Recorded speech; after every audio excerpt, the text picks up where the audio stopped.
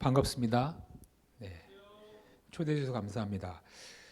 오늘 읽으신 데살로니가전서 우리가 한 절 읽었지만 5장 내내 흐르고 있는 대조되는 개념이 이제 빛과 어둠입니다.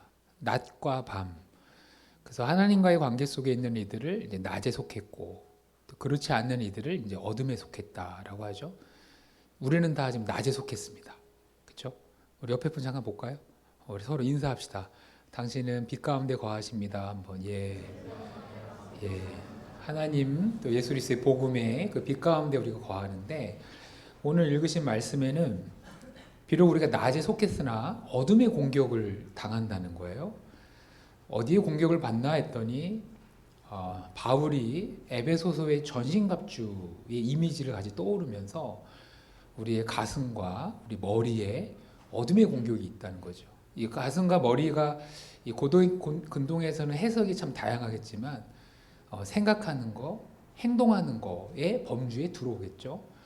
그래서 어둠의 공격을 받으면 바라보는 관점, 생각하는 관점이 달라지고 행동하는 게 어둡게 하나님과 상관없이 행동하는 그런 공격들이 있다는 거죠. 그래서 주위에서 무장을 하듯 우리의 가슴에는 믿음과 사랑으로, 그리고 우리의 머리에는 구원의 소망으로, 그래서 믿음, 소망, 사랑이 사실 어둠을 공격하는, 어둠이 우리를 공격하는 걸 막는 하나의 보호구다, 이런 표현이 있는 거죠.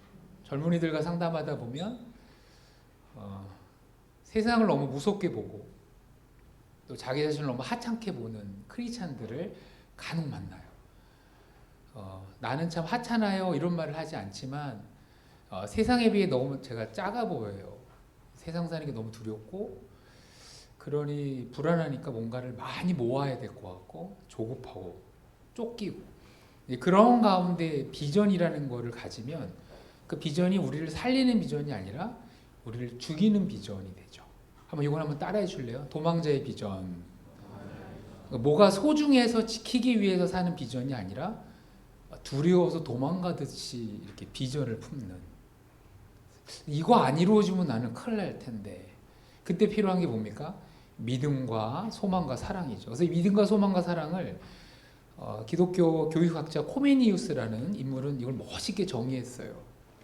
우리가 하나님을 믿는데 현실은 믿음과 좀 간격이 보일 때 그 간격을 메꾸는 게 바로 소망이고, 그렇게 소망을 품은 자는 이 시대를 사랑으로 살아간다.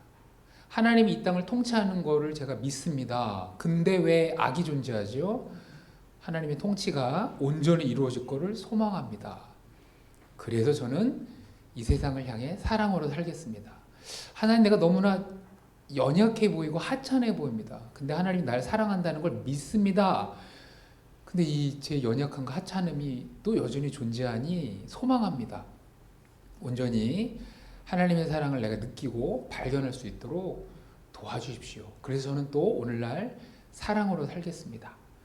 그래서 우리가 인생을 설계할 때, 특별히 우리 삶 속에 무엇인가를 채우며 인생을 어떻게 설계할까라고 했을 때, 정말 우리 어둠의 공격이 아니라 또 말씀 안에서, 또 하나님이 허락하신 공동체 안에서 빛 가운데 거할 때 우리의 비전들이 건강해지는데, 저는 이제 소명교육개발이라는 단체에서 일을 하고 있고, 교육 자료를 만들고 강의하고 상담하는 일을 하고 있습니다. 그래서 주로 제가 하는 역할이 크리스찬이지만 어둠에 좀 노출되어서 바라보는 관점과 생각하는 게 좀 흔들릴 때 그런 청년들을 도우면서 다시 주 안에서 자기 인생을 설계하도록 돕는 역할들을 합니다. 그래서 오늘은 우리가 어떤 비전과 소명에 대한 이야기를 다 할 수 없으나 한 4가지의 키워드로 여러분들의 인생을 빛 가운데서 설계해가는 게 무엇인지를 잠깐 좀 나눔하고자 합니다. 큰 키워드는 소명, 두 번째는 신념, 관계, 세계관입니다. 뭐라고요? 소명, 신념, 관계, 세계관. 이 단어를 우리가 오늘 익히면 인생을 설계해갈 때 이런 게 좀 중요하구나라고 하는 거죠. 여러분, 소명이 뭐죠? 소명은 부르신다는 겁니다. 우리를 왜 부르실까요? 혼자 인생을 설계하지 말고 하나님과 함께 설계하라고.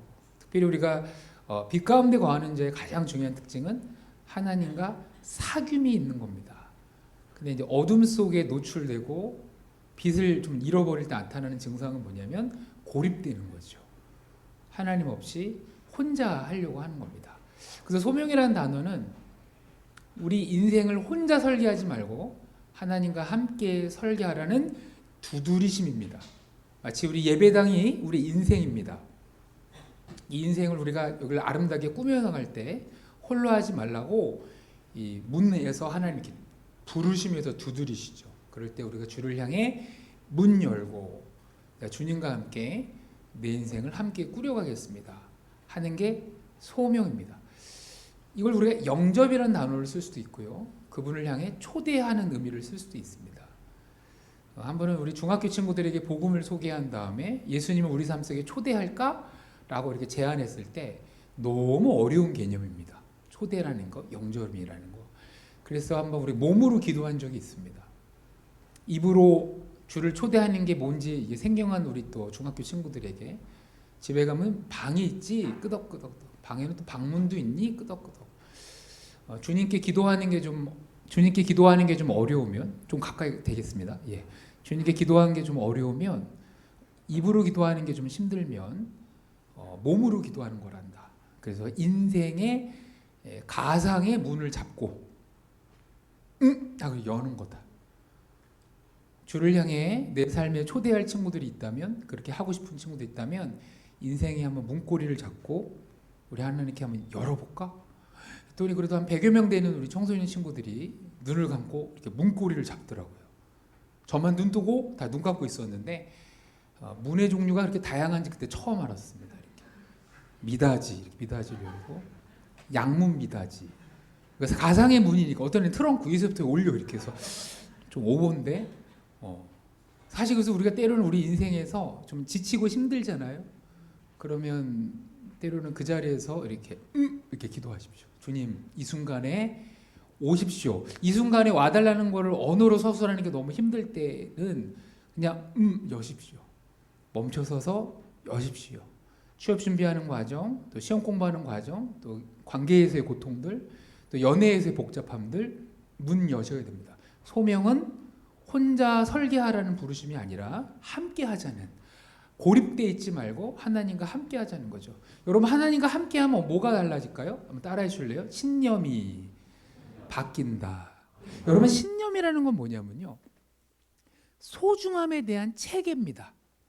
이 신념이 제일 많이 반영되는 데가 바로 선택의 순간입니다. 여러분, 선택은, 특별히 우리 젊은 친구들에게 선택은, 청년들에게 선택은 고통입니다. 선택이 왜 고통일까요? 선택은 선택을 함으로 얻는 것도 있지만 사실은 선택은 잃어버리는 연속입니다.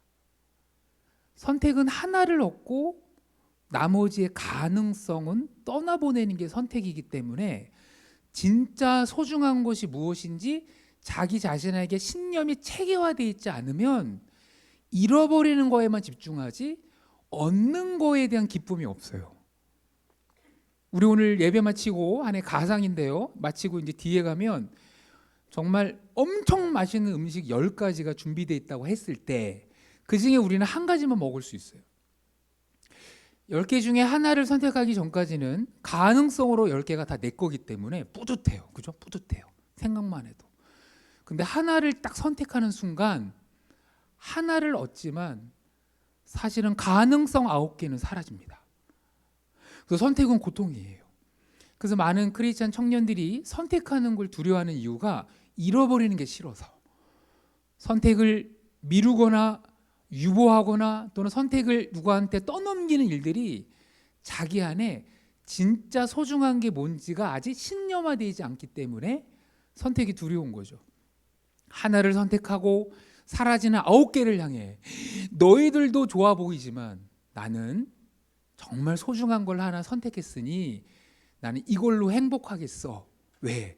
그게 바로 이게 소중하다고 믿고 있는 신념이 그 속에 형성되어 있는 것이죠. 그래서 하나님은 우리를 부르시면서 우리의 삶의 이 신념 속에, 신념을 우리가 다른 말로 인생관 속에, 삶의 가치관 속에 하나님이 보여주시는 소중한 것이 신념으로 자리 잡기를 원한다는 거죠.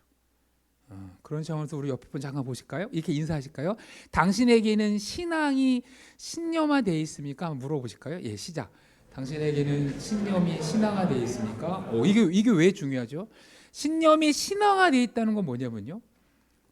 어떤 친구가 시험 기간에 교회를 옵니다. 어떻게 시험 기간에 교회를 왔네?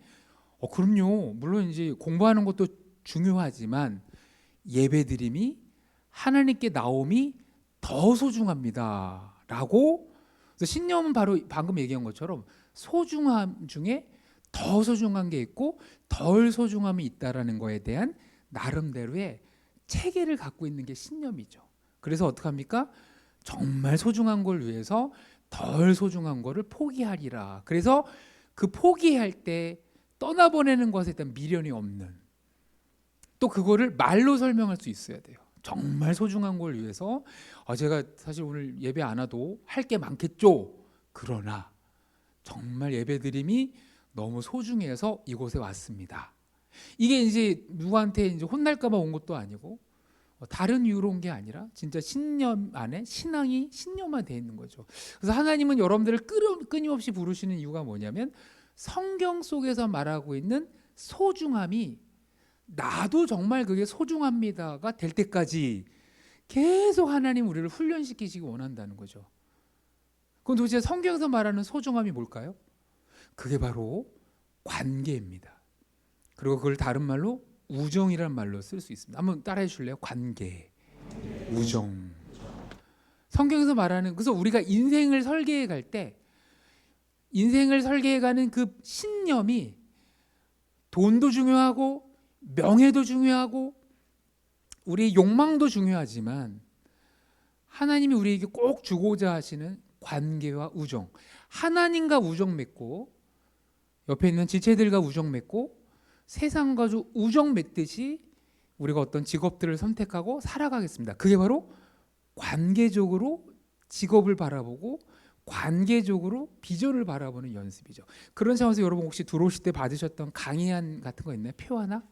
TNTQ 잠깐 보실까요? TNTQ.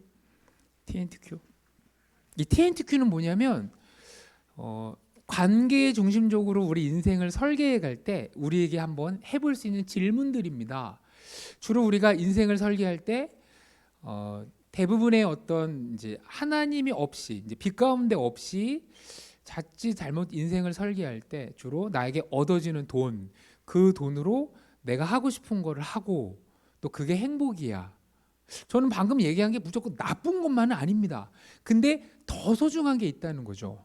무슨 일을 하더라도 하나님과 관계 맺는 일을 포기해서는 안 되고, 그리고 마치 우리의 직업이 세상과 우정 맺듯 우리가 만든 컨텐츠, 우리가 만든 서비스를 활용하는 소비자들도 그들의 삶과 그들의 회복을 꿈꾸며 우리의 직업 활동을 하기 원한다는 거죠. 여러분, 우리가 이게 예수를 만나서 극적으로 변화된 인물들이 성경에는 많이 등장합니다. 근데 특별히 누가복음 19장에 가면요, 삭개오라는 인물이 있습니다.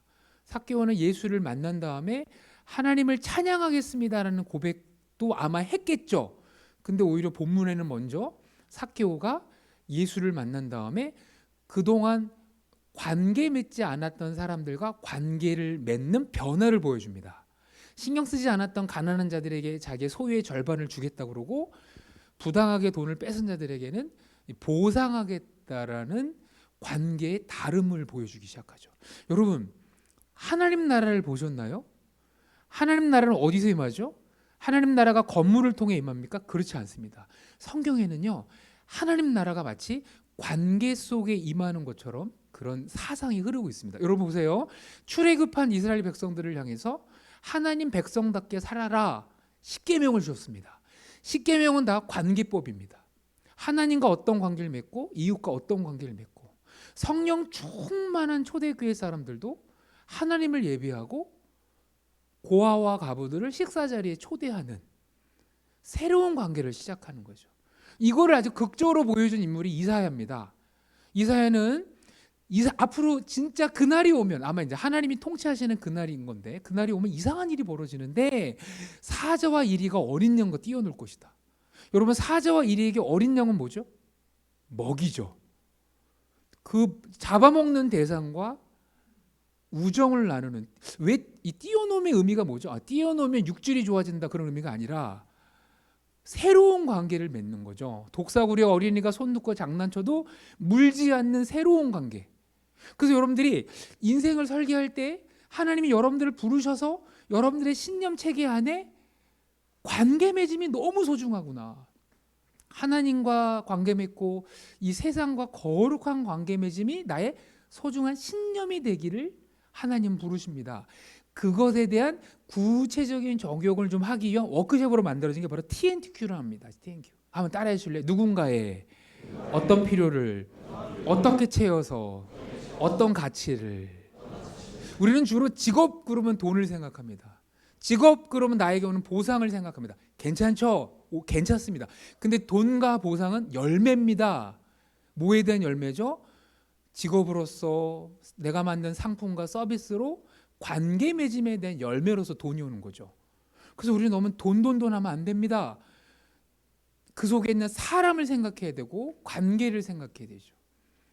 그래서 여러분, 우리가 어떤 직업을 얘기하더라도 관계적으로 얘기할 수도 있고 욕망적으로도 얘기할 수 있습니다. 예전에 고등학교 2학년 자매를 향해 자매는 뭐 되고 싶어요? 목사님 저는 제빵 사요. 좋아요. 거긴 좋아요.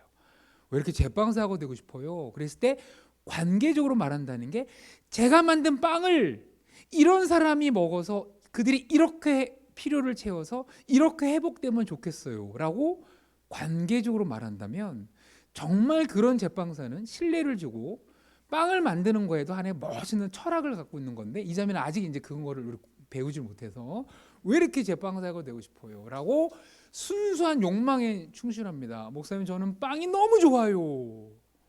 너는 그냥 빵을 먹어라. 그렇죠? 먹으면 되지 않을까? 이 청년들이 헷갈리는 게 그런 겁니다. 세상은 내 욕망 채우라고 존재하지 않고 특별히 직업은요. 관계 속에서 전문적으로 필요를 잘 도와줬기 때문에 그 직업이 형성되는 겁니다.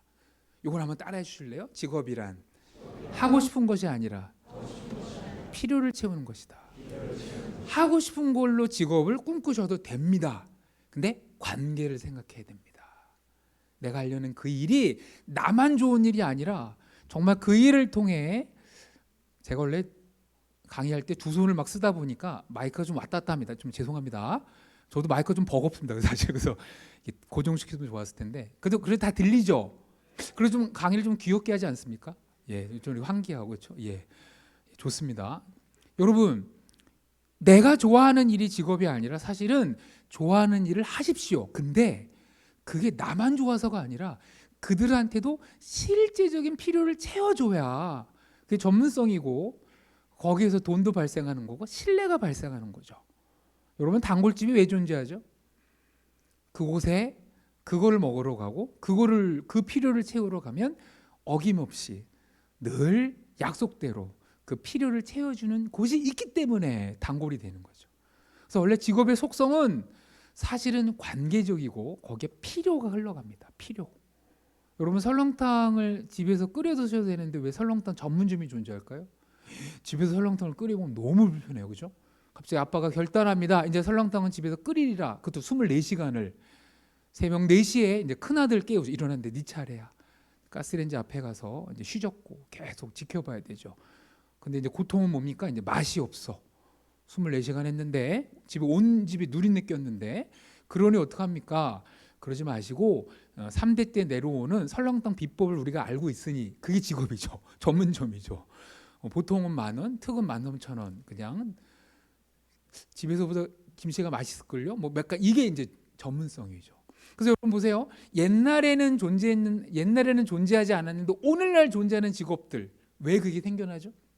조금 어려운 말 하겠습니다. 한번 따라해 주실래요? 필요를 시장 속에 채우다. 필요를 시장 속에 채울 때 직업이 생각하는 거죠. 직업이죠. 여러분 지금 이거 제가 무슨 창업 설명하는 거 아니죠? 관계를 설명하는 거예요. 너무 안타까워. 뭐냐면 크리스찬들이 특별히 우리가 이제 크리스찬뿐만 아니라 우리가 이제 공부하는 기계가 되다 보니까 성적 올리는 사람 되고 문제 푸는 사람이 되다 보니까 관계성을 배워본 적이 없어서 나는 그냥 공부만 열심히 하고 전공만 열심히 하면 직업이 어떻게 되겠지라는 막연함에 관계적인 사회를 이해하지 못해서 참 많은 상담들이 필요한 경우들이 많았습니다. 내가 하려는 이 일이 나의 필요만 채우는 게 아니라 어떻게 상호적으로 이 필요를 채울 수 있을까? 그래서 여러분 TNTQ 잠깐 보실까요? 거기 보시면 필요의 종류가 나옵니다. 필요의 종류. 혹시 오늘 예배 마치고요, 또는 소그룹 모임이 있으면 이거 한번 나눔하셔도 되는데, 거기 보면 1번부터 18개의 필요 종류가 있습니다. 이거는 제가 상상으로 만든 게 아니라 우리나라 12,000개, 13,000개 정도 되는 직업사전에 들어가서 대표적인 직업 4,000개를 일일이 보면서 각각의 직업들의 연봉, 각각의 직업들의 근무 환경도 나오겠지만 그거는 이미 다른 데서 많이 할 거다. 나는 이 직업이 무슨 필요 채우려고 존재하는 걸까에 대한 코드 작업을 해서 32가지까지 있다가 18개로 축약이 됐습니다. 여러분, 나는 이 다음에 무슨 일을 할지 잘 모르겠어. 근데 하나님의 백성으로서 세상과 아름다운 관계를 맺는 것이 나의 신앙이고 그게 나의 거룩한 신념이라면 나는 세상에 어떤 필요를 채워줄까를 한번 3개 정도 골라보면 좋습니다. 이거 고르라고 그러면 청년들이 많이 당황해요. 이제 목사님 이거 내가 나중에 확실하면 고를게요. 또 미루는 게 있죠. 이렇다면 저를 한번 따라해 줄래요? 근사치가 위대하다. 확실하지 않아도 근사치를 고르고 바꿔가면 됩니다. 그렇죠? 그리고 거기서부터 직업을 탐색해 가는 것이고 그걸로 한번 문화들을 탐색해 가는 거죠.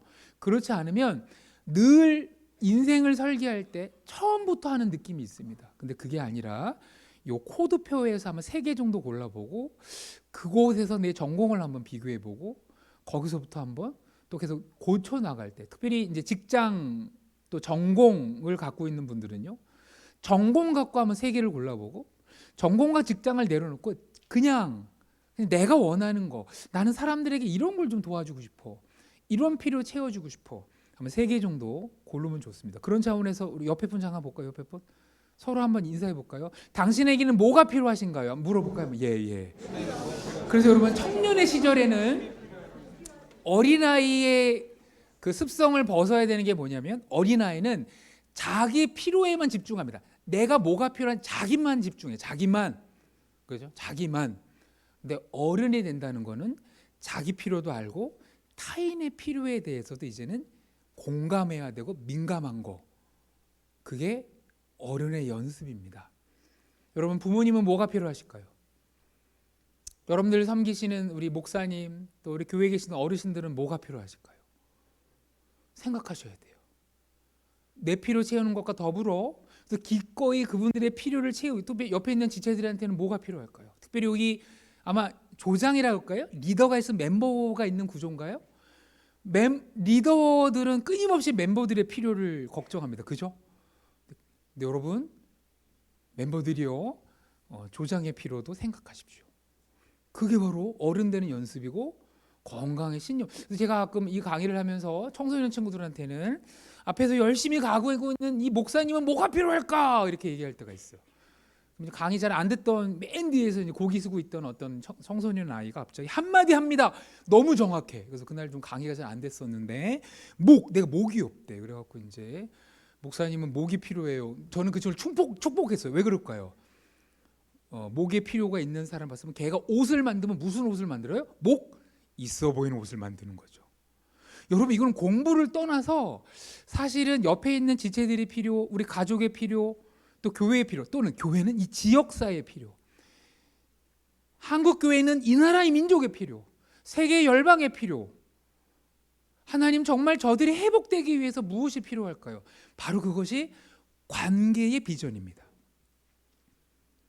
그 필요를 채우기 위한 혼자 어떤 자기의 욕망에만 집중하는 게 아니라 그 필요를 채우기 위한, 그게 진정한 리더십이 되는 거고 하나님의 손과 발을 역할을 하는 쓰시는 자가 되는 것이죠. 소명, 세계관, 관계 얘기했습니다. 마지막은 바로 소명, 세계관, 소명, 신념, 관계 얘기예요. 세계관은 뭐죠? 여러분, 신념은 우리가 다 교회를 다니고 있는데 오늘 본문이 특별히 우리는 낮에 거하지만 여전히 어둠의 공격이 있다 그랬어요. 그럼 어둠의 공격이 오면 잘못 바라보고 잘못 행동할 때, 특별히 우리가 이제 바라봄, 이걸 우리가 세계관이라고 얘기할 수 있습니다. 청년 시절에는 내가 세상을 보는 관점이 과연 성경적인가 아니면 그렇지 않은가를 돌아봐야 성경적인 신념이 형성되고 우리를 부르시는 그분의 음성이 들립니다. 근데 잘못된 세계관에 의해 잘못된 신념이 형성되면 하나님의 부르심이 불편합니다. 하나님이 우리에게 불편한 존재로 다가오죠. 왜? 세계관과 신념이 하나님과 어울리지 않아서. 그래서 여러분 강의 한 잠깐 보실까요? 거기 보면 2번에 보면 5개의 세계관이 있습니다. 제가 이건 우리 청년들을 섬길 때마다 계속 꼭 드리는 건데, 이 시대의 도시인들, 특별히 현대인들에게 어떤 세계관이 가장 강력한 영향을 미치는지 몇 개로 축약할 수 없으나, 그러나 마치 마중물처럼 나는 세상을 어떻게, 어떤 세계관으로, 어떤 신념으로 살아가고 있지? 교회를 다녀도 성경적 세계관과 성경적 신념이 안 생길 수도 있습니다. 왜요? 우리를 둘러싼 세상이 어둡기 때문에, 어둠의 공격을 받을 수 있기 때문에, 목사인 저 또한 정신을 차리지 않으면, 오늘 말씀처럼 정말 정신 차리지 않으면 잘못 보고 잘못 행동할 수 있는 게 우리입니다.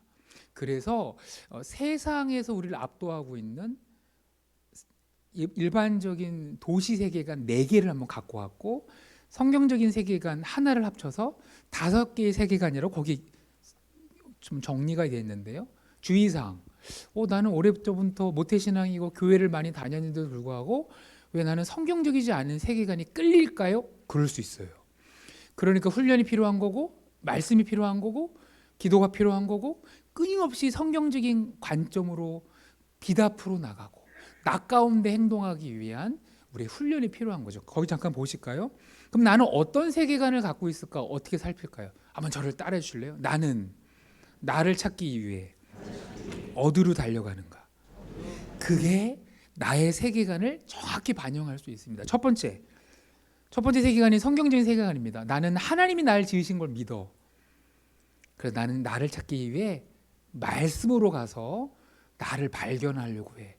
여러분, 심리검사, 또 세상의 학문 나쁜 거 아닙니다. 근데 말씀의 기준으로 나머지를 자리매김해 가야 되는데, 두 번째는요, 물질 세계관이죠. 이 물질 세계관 뭐냐면요, 말씀을 통해 나를 알려는 게 아니라 수많은 학자들이 만들어낸 학문적인 지식으로만 자기를 이해하려는 거죠. 대표적인 게 사랑입니다. 절 잠깐 보실래요? 여러분, 사랑은 영혼의 작용입니다. 하나님의 형상의 작용인데, 사랑을 얘기할 때 도파민으로만 설명하고 뇌의 과학으로만 설명할 때, 성경에서 사랑을 고민하는 게 아니라 이 사랑에 대해서 언급한 수많은 생물학자의 언급만 된다면 나도 모르게 나는 물질 세계관으로 나를 대하고 있는 거고, 거기서부터 물질 신념이 생깁니다. 여러분, 물질 성경적 세계관의 신념은 관계이고 우정입니다. 근데 여러분, 물질 세계관의 신념 뭘까요? 생존입니다. 오로지 자기의 살아남이죠. 살아남의 확장, 발전이죠. 관계 맺는 게 있지 않습니다. 수많은 지식을 통해 오로지 내가 발전하는 것만 생각합니다. 옆에 있는 지체들 잠깐 봅시다. 서로 인사합시다. 날 만날 때 발전하지 않아도 버리지 마세요. 빨리 인사합시다. 빨리. 날 만날 때 사실 내가 교회 소그룹하면 발전할 수 있나?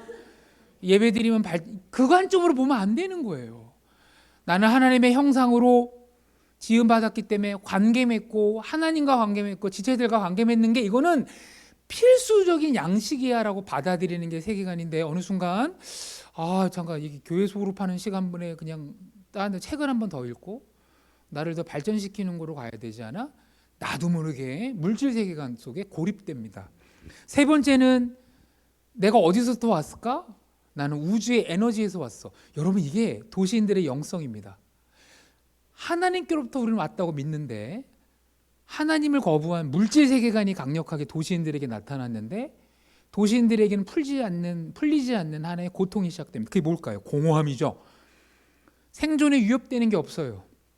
집이 있어요, 옷이 있어요, 맛있는 음식이 있어요. 근데 왜 난 죽고 싶지?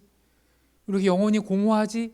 하나님께로 돌아가겠구나라고 성경 세계관으로 와야 되는데, 나는 물질만이 아니라 우주의 에너지에서 왔어라는 범신론적인 사상들이 오늘날, 이거는 여러분 이걸 추구하는 분들은요 주로 예술 체험, 압도적인 경험, 짜릿한 감동, 주기적으로 눈물을 흘리고 싶고, 여러분 찬양 드리며 감동받는 거랑 이 세 번째 감동과의 차이가 뭐죠? 찬양은 하나님이라는 대상이 있고 그분의 일하심이 있기 때문에 그래서 감격하는 거죠. 근데 세 번째는요, 감성의 고향을 위한, 감성의 증폭만을 위한 활동들을 해나간다는 거죠. 그래서 우리가 하나님에 대한 이해가 없이 너무 이렇게 찬양에 대한 어떤 감성으로 흘러갈 때 그건 하나님과 상관없는 문화가 될 수 있습니다. 여러분, 우리는 그래서 이분들이 주로 추구하는 게 짜릿함, 재미. 다시 한번 인사합시다. 옆에 분 빨리 봅시다. 빨리 인사합시다. 내가 재미없어서 날 버리지 마세요. 빨리. 청년들 안에 이런 핸디캡이 있어요. 나 재미없는데 어떡하지? 막 이렇게. 그리고 자꾸 뭔가 재미있어야 이렇게 다가갈 수 있다고 생각해서 막 올 때마다 맨날 웃긴 말 갖고 오려고 그러고, 뭐지? 그냥 가만히 좀 있으면 되는데 너 그거 들었어? 맨날 이런 말하고 막. 그래서 뭐 하다가 실패하면 그냥 도망가고 피하고 그냥 있는 모습 재미없어도 돼. 특별히 우리가 하나님 만나가는 하나님과의 관계도 늘 재밌나요? 하나님이 우리에게 뭐 회개하라고 그러면 재미없잖아 사실은. 그죠? 그게 관계입니다. 근데 이제 세 번째 세계관을 추구하는 분들은 알게 모르게 근데 인생의 신념이 뭐야? 늘 재밌어야 되는 거, 짜릿해야 되는 거. 그래서 그런 상담 많아요. 목사님 직장이 좀 힘들어. 왜? 직장이 재미없어요. 아마 그 직장의 부장님도 너가 재미없을 거야 이렇게 저도 그래요. 사실 재미로만 살 수 없어요. 네 번째가 무섭습니다. 네 번째, 지금까지 말했던 세 가지는요, 기원이 있어요. 기원. 나는 어디로부터 왔지? 나는 하나님께로부터 왔어. 나는 물질이야. 지식만 알면 돼. 나는 우주의 에너지에서 와서 우주의 에너지를 만나서 그 짜릿한 경험을 하는 게 나의 행복의 목적이야. 네 번째는요, 기원을 언급하지 않아요. 내가 누구인지는 내가 정하리라. 이 사람들은 추구하는 게 뭘까요? 자기의 욕망에 충실합니다.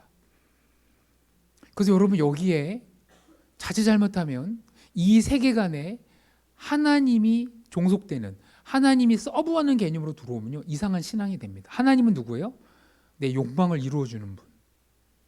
요술램프 지니처럼 하나님을 대하는 거죠. 행복은 뭐예요? 욕망을 다 이루는 거. 여러분 욕망을 다 이루는 게 행복입니까? 한번 따라합시다. 거룩한 망설임. 청년의 시절에 우리가 훈련해야 될 건 뭐냐면 망설여야 돼요. 망설여야 돼요. 이 욕망이 하나님 앞에 옳은 건지. 욕망은 무조건 나쁘진 않아요. 물을 먹고 사랑하고 만나고 싶고 소통하고 싶어하는 이런 욕망들 나쁜 게 아니에요. 근데 이게 하나님 앞에 괜찮은 건지 아닌 건지 따라합시다. 선악을 하나님과 분별하리라. 여러분 원수마귀 사탄이 창세기 3장 5절에 보면 선악과의 범함의 의미가 뭐 있습니까? 하나님 없이 선악을 내가 판단하겠다라는, 선악을 내가 판단하는 스스로 하나님이 되겠다라는 교만의 비전을 원수마귀 사탄이 인간에게 심어준 겁니다. 그래서 우리는 자꾸 하나님께 나가서 하나님 이게 뭐가 옳은 걸까요? 분별이 잘 안 되면 목사님, 또 교회에 있는 리더, 또 교회에 있는 어른들을 향해 제가 지금 이거를 선택하는 게 옳을까요? 아닐까요? 망설이면서 분별해야 되는데 이 네 번째에 해당되는 것은 망설임이 없습니다. 그래서 여러분 우리가 유튜브를 보면 망설이지 않고 거침없이 살아가는 사람들을 보면 부러움을 느낄 때가 있어요. 그렇지 않나요? 그렇죠? 저도 사실은 좀 부끄럽지만 밤 11시에 망설임 없이 치킨 4마리를 먹고 있는 먹방을 본 적도 있습니다. 저도 막 보면 저도 막 부러워. 야 멋있다. 어쩜 이렇게 영웅적이야. 그죠? 망설이질 않아. 그 밤에 김밥 50줄 먹었어요. 망설임이 없어. 신상 그냥 즉시 샀어요. 망설임이 없어. 근데 여러분 그거는 행복이 아니에요. 공허함을 가져줍니다. 다섯 번째는 뭘까요? 다섯 번째는 네 번째가 내가 누구인지 내가 판단하겠어 라면, 다섯 번째는요, 내가 누구인지를 세상이 나를 어떻게 평가하느냐에 따라, 세상의 환경, 세상의 구조 속에 나를 정의하겠어. 그래서 이분들의 신념이 뭘까요? 인정받기요. 인정. 여러분 주의 길을 따라갈 때는요, 인정받음이 없을 수도 있습니다. 빛도 정말 우리의 이름도 사람들이 우리를 향해서 몰라줄 때가 있어요. 그래도 그것이 너무 소중하니 그 소중함이 나의 신념이 됐으니 묵묵히 그 길을 걸어가는 거죠. 오늘 특별히 말씀을 정리할 텐데요. 데살로니가전서 5장 8절은 이미 우리가 낮에 속했으나 어둠의 공격이 있을 수 있다는 거죠. 오늘 이 세계관으로 얘기한다면 우리가 말씀과 기도와 공동체의 나눔과 훈련을 우리 안에 게으리한다면 어느 순간 세상의 세계관이 우리의 시각이 되고 그게 우리의 신념이 되어서 추구하는 방식이 하나님과 어울리지가 않아요. 그리고 거기는 공허함이 깃듭니다. 거기에 또 위험함이 발생합니다. 빛 가운데 거하지 않을 때 우리 다시 한번 인사합시다. 옆에 분 인사합시다. 이렇게 인사하실까요?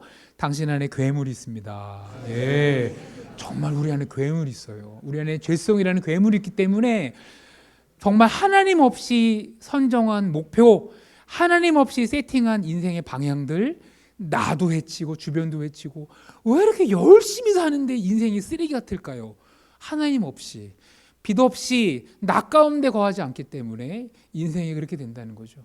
우리는 존재하기 위해 사는 것도 아니고 짜릿한 기쁨만을 느껴서 사는 것도 아니고 내 욕망을 다 실현하는 것도 아니고 세상에 다 인정받기 위해 사는 것도 아닙니다. 하나님과 관계 맺고 세상과 거룩한 관계 맺으며 예수 그리스도를 통해서 회복된 하나님의 나라가 장차 오실 그날 완벽히 회복되겠지만 그러나 우리를 통해서 누룩처럼 하나님 나라가 퍼져나가는 거룩한 관계 맺음에 대한 비전들이 우리에게 심겨져서 부족하지만 나는 이 시대를 향해 어떤 필요를 채워주며 거룩한 관계를 맺을까라는 관계의 비전이 내 신념이 되어 나를 부르시는 그분의 음성을 듣고 성경적인 소중함이 가득 넘치는 여러분 삶 되기를 간절히 소망합니다. 기도하겠습니다. 하나님, 청년의 때에 정말 하고 싶은 게 많습니다. 이것도 하고 싶고 저것도 하고 싶고 할 거 많으나 하나님, 우리 인생이라는 그릇, 인생이라는 삶에는 다 담을 수 없사오니 진짜 소중한 게 무엇인지를 하나님께 구별하게 하시고 공동체를 통해 구별되고 특별히 말씀을 통해 구별하게 하시고 성령께서 각 사람에게 다가오셔서 하나님의 부르심의 음성을 듣고 성경적인 관계, 성경적인 우정의 소중함을 발견하게 하사 우리 인생을 통해 하나님이 기뻐하시는 삶 가꿀 수 있도록 지금부터 훈련하고 그렇게 삶 드릴 수 있도록 우리 청년의 삶에 주께서 함께하여 주십시오. 감사드렸고 예수 이름으로 기도합니다. 아멘.